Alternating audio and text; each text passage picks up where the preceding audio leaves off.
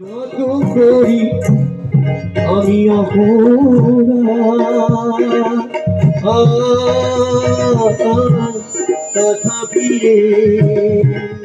ফকির সংঘের বার্ষিক 42তম সম্মেলন অনুষ্ঠিত হলো বহরমপুরে। এদিন সকাল থেকে রবীন্দ্র সদন মুক্ত মঞ্চে অনুষ্ঠিত হয় বাউল ফকিরদের বিভিন্ন প্রদর্শনীমূলক সঙ্গীত। উপস্থিত ছিলেন মনসুর ফকির বাউল সহ একাধিক বাউল সম্প্রদায়ের শিল্পীরা।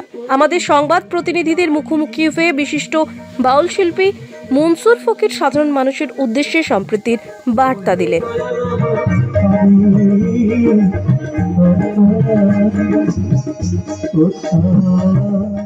চারিদিকে যে অবস্থা, হিংসার বাতি দাউ দাউ করছে, আমরা প্রেমের বাতি রবীন্দ্র সদনে বহরমপুরে বাউল ফকির মাধ্যমে যে আমরা সব জেলার মানুষ এখানে আসছে বলে মনে করি।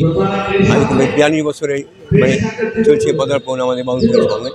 তো আজকের দিনে খুব প্রয়োজন, শুধু বহরমপুর না, জেলায় জেলায় সব জায়গায় দরকার বাউল ফকির এই সময়। দেশে ছড়িয়ে যাক, মানবতার বাচ্চারা ছড়িয়ে যাক, সব জায়গায় ছড়িয়ে যাক। তবে কী বলছে, ওই বাতিরা হিংসা বাতিরা নিভে যাবে বলে মনে করি।